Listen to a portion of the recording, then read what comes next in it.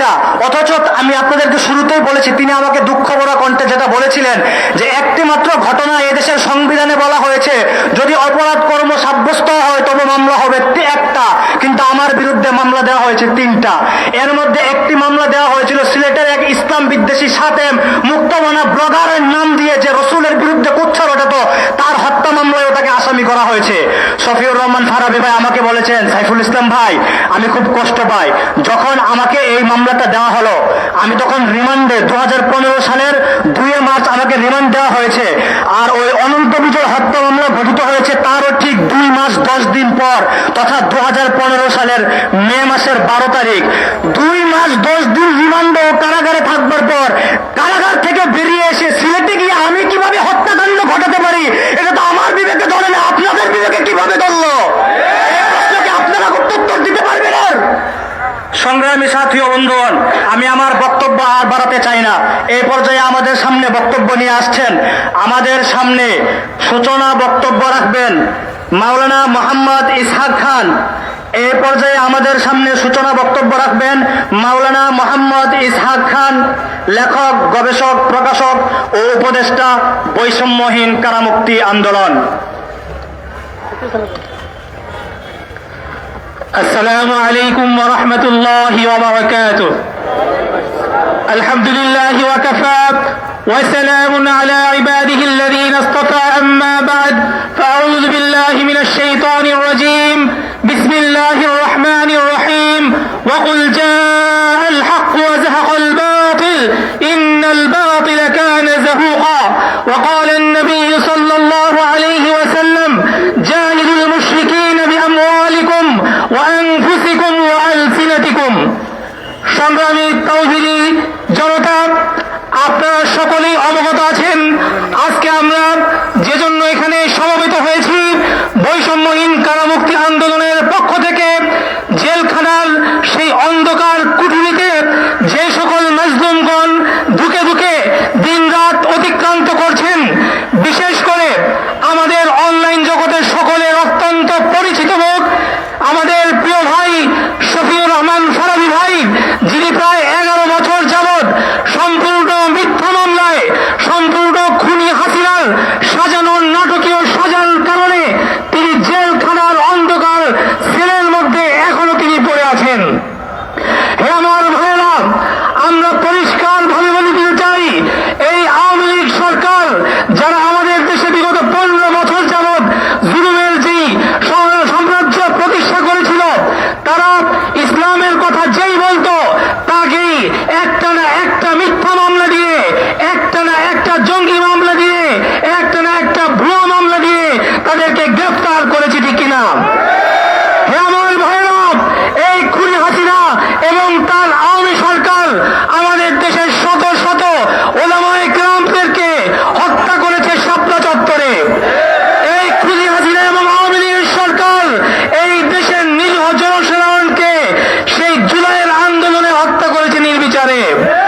হে আমার দেশবাসী, এই জুলাই এবং আগস্টের বিপ্লবের মাধ্যমে যেই সরকার আমরা পেয়েছি, আমরা পরিষ্কার ভাবে বলে দিতে চাই, এই সরকার বিগত 15 বছর যাবৎ এই দেশের ওলামায়ে কেরামের রক্ত, ঘাম, চোখের অশ্রু এবং শত শত শহীদের লাশের বিনিময়ে এসেছে। হে আমার ভাইরা, এই সরকার ক্ষমতা নিয়েছে বৈষম্যহীন বাংলাদেশ গঠন করার শপথের মাধ্যমে। আজকে যদি আমাদের দেশে সেই বৈষম্যের শিকার হয় তাওহীদ জনতা, বৈষম্যের শিকার হয় কারাগারে নিবৃত প্রকোষ্ঠে যদি শফিউর রহমান ফারাবীর মতো ব্যক্তিরা এখনো ভুগতে থাকে, তাহলে এই স্বাধীনতার কোনো অর্থ হয় না। হে আমার ভাইরা, পরিষ্কার ভাবে বলে দিতে চাই, শফিউর রহমান ফারাবীকে যেই কারণ দেখিয়ে গ্রেফতার এবং তাকে সাজা দেওয়া হয়েছে তা সম্পূর্ণ মিথ্যা, মিথ্যা, মিথ্যা। তার সত্যিকার কি কারণ, যে কারণে শফিউর রহমান ফারাবী জেলে, আমি সেই কারণটা সেই কুখ্যাত নাস্তিক ব্লগারদের মুক্তমনা ব্লগ থেকে আমি আপনাদেরকে পড়ে শোনাচ্ছি। তারা বলেছিল ফারাবীর বিরুদ্ধে যে এই ফারাবী বাংলাদেশের প্রধানমন্ত্রী শেখ হাসিনাকে নাস্তিক ঘোষণা করেছে। সে বলেছে যে বাংলাদেশের প্রধানমন্ত্রী শেখ হাসিনা উনি নিজেও একজন স্বঘোষিত নাস্তিক, তাই নাস্তিক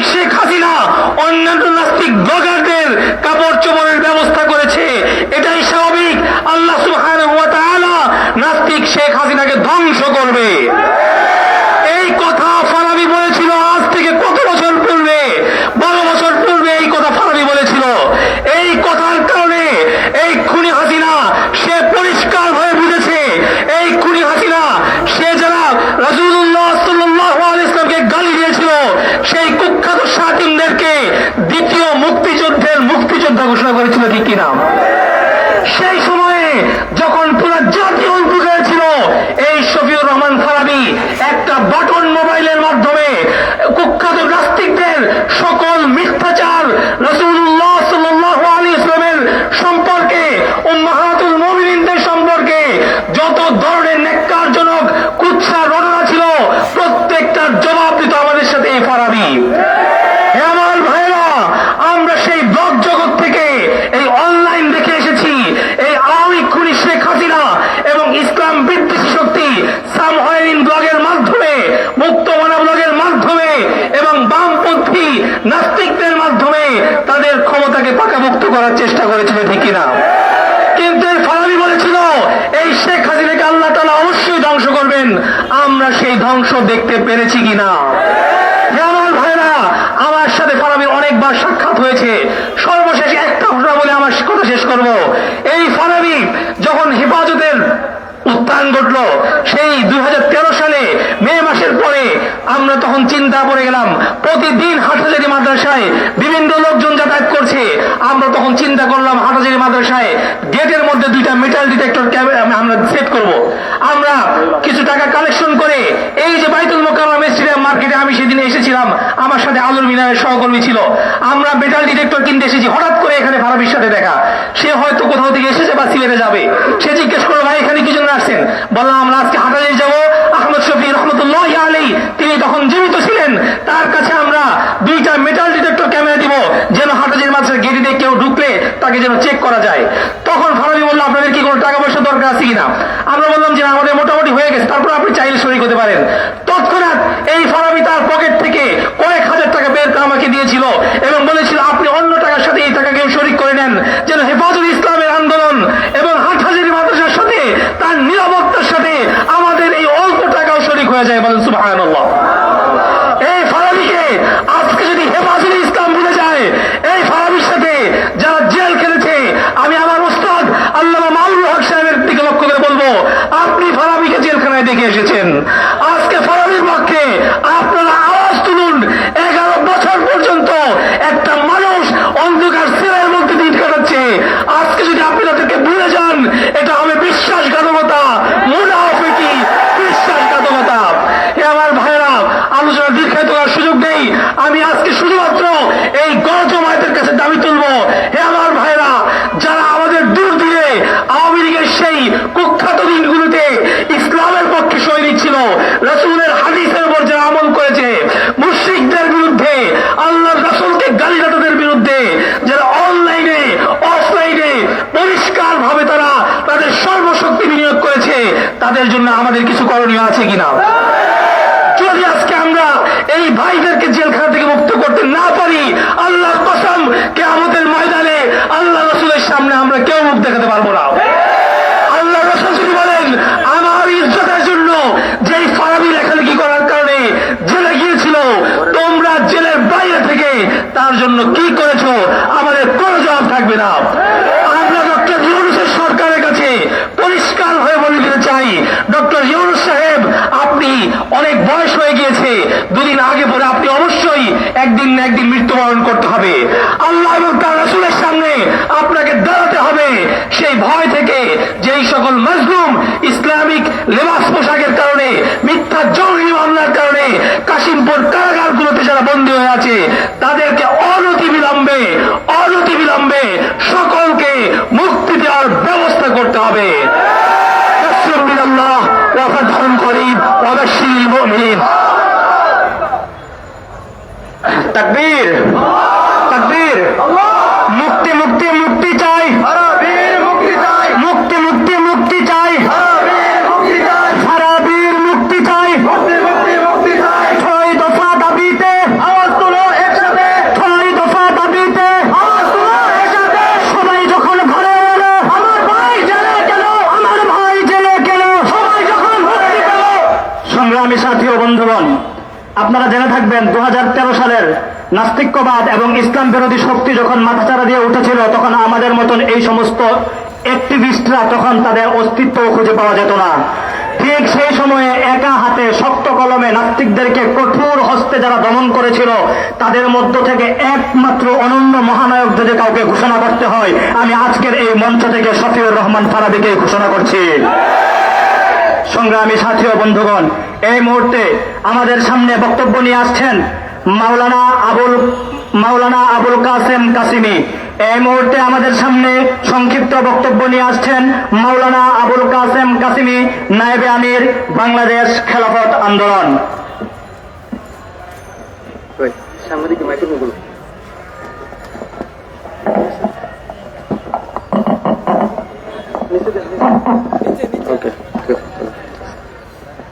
السلام عليكم ورحمة الله وبركاته. نحمده ونصلي على رسوله الكريم. أما بعد, সংগ্রামী সাথী বন্ধুরা আমার, কথা দীর্ঘায়িত না করে সংক্ষিপ্ত আকারে আমি বলছি, এই নতুন বাংলাদেশ গড়ার আন্দোলনের মধ্যে উলামা কেরামের ভূমিকা ছিল সবচেয়ে বেশি। আজ উলামা কেরাম সবচেয়ে বেশি কাজে হচ্ছে। সংগ্রামী সাথী বন্ধুরা আমার, এই লেডি ফেরাউন শেখ হাসিনা 15টি বছর আলেম ওলামাদেরকে দুর্নীতিজনক করে জেলখানায় বুড়ো হয়েছে, কিন্তু তাদের পক্ষে কোন দল কথা বলার সাহস পায়নি। আমি বর্তমান অন্তর্বর্তী সরকারকে বলবো, যে সমস্ত ওলামা কেরামকে শেখ হাসিনা দুর্নীতিজনক করে কারাগারে ঢুকাইছে, অবিলম্বে তাদেরকে মুক্তির ব্যবস্থা করুন।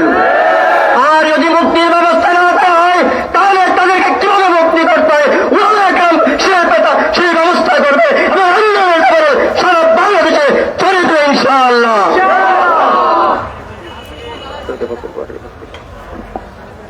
সম্মানিত উপস্থিতি, আপনাদেরকে ছোট্ট একটা বিষয় অবগত করি। হাসিনা রেজিমে অনন্য সহায়ক ছিল র্যাব, যারা নাকি প্রতিনিয়ত জঙ্গি জুজুর ভয় আমাদেরকে দেখাতো এবং জঙ্গি নাটক সাজাতো।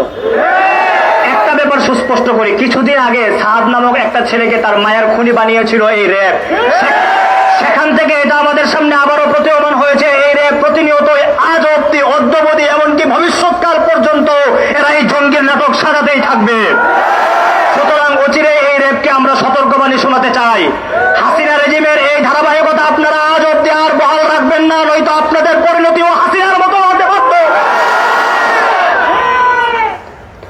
সংগ্রামী সাথী ও বন্ধুগণ, তবে র্যাবকে আমি একটা বিষয় অবশ্যই বলতে চাইব, প্রশাসনিক এই বাহিনীটাকে আমি যে ব্যাপারটা বলতে চাই যে আপনারা জঙ্গি নাটক সাজান, ঠিক আছে, কিন্তু স্ক্রিপ্ট তো দুর্বল থাকে কেন?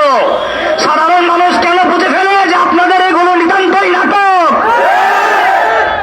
সংগ্রামী সাথী ও বন্ধুগণ, এই মুহূর্তে আপনাদের সামনে বক্তব্য নিয়ে আসবেন বৈষম্যহীন কারামুক্তি আন্দোলনের কেন্দ্রীয় ও প্রধানতম সমন্বয়ক মুফতি শফিকুল ইসলাম আব্দুল্লাহ।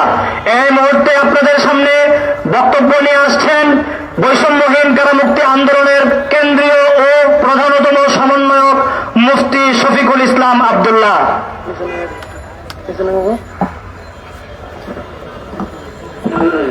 আসসালামু আলাইকুম ওয়া রাহমাতুল্লাহি ওয়া বারাকাতুহু। সংগ্রামী সাথী ও বন্ধুগণ, অত্যন্ত ভারাক্রান্ত হৃদয়ে আজকে আমরা এখানে দাঁড়িয়েছি। বৈষম্যহীন কারামুক্তি আন্দোলনে এমনি গড়ে উঠে নাই। আমরা যখন